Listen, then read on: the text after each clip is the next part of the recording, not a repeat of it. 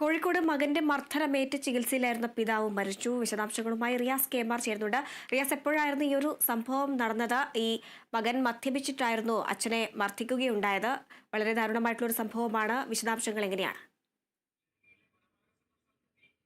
ഹരിത, കുണ്ടായിത്തോട് സ്വദേശിയായിട്ടുള്ള ഗിരീഷാണ് മരിച്ചത്. അദ്ദേഹം Kozhikode medical college ആശുപത്രിയിൽ ചികിത്സയിലായിരുന്നു. കഴിഞ്ഞ ബുധനാഴ്ച രാത്രിയാണ് ഈ മരണത്തിനാസ്പദമായ സംഭവം നടന്നത്.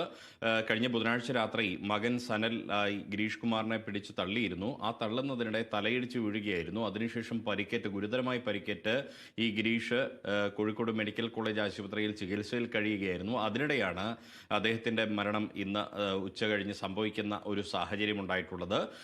ഇപ്പോൾ നല്ലളം പോലീസ് എത്തി ഇൻക്വസ്റ്റ് നടപടികൾ പൂർത്തീകരിച്ചിട്ടുണ്ട്. നാളെയായിരിക്കും ഗിരീഷിന്റെ പോസ്റ്റ്മോർട്ടം ഒക്കെ നടക്കുക. ഈ പിതാവിനെ മർദ്ദിച്ച സംഭവത്തിൽ നേരത്തെ തന്നെ നല്ലളം പോലീസ് മകൻ സനലിനെതിരെ മർദ്ദിച്ചതിന് കേസെടുത്തിട്ടുണ്ട്. ഇപ്പോൾ മരണപ്പെട്ട സാഹചര്യത്തിൽ ഇനി പോസ്റ്റ്മോർട്ടം റിപ്പോർട്ട് കൂടി പരിശോധിച്ച ശേഷമായിരിക്കും സനലിനെതിരെ തുടർ നടപടികൾ പോലീസിന്റെ ഭാഗത്തുനിന്നും സ്വീകരിക്കുക. നാളെ പോസ്റ്റ്മോർട്ടം കഴിഞ്ഞതിന് ശേഷം പ്രാഥമിക റിപ്പോർട്ട് ലഭിച്ചാൽ ഉടൻ തന്നെ അത് കൊലപാതകമാണോ എന്താണ് തുടങ്ങിയ വകുപ്പുകൾ ഉൾപ്പെടെ ചേർത്തുകൊണ്ടുള്ള നടപടികളിലേക്ക് പോലീസ് നീങ്ങുമെന്നുള്ള വിവരമാണ് ഇപ്പോൾ പോലീസിൽ നിന്നും നമുക്ക് ലഭിക്കുന്നത്. നാളെ പോസ്റ്റ്മോർട്ടം കഴിഞ്ഞായിരിക്കും ഗിരീഷിന്റെ സംസ്കാരമടക്കമുള്ള കാര്യങ്ങൾ നടക്കുക. ഹരിത. ശരി, റിയാസ് കെ.എം.ആർ ആണ് വിശദാംശങ്ങൾ നൽകിയത്.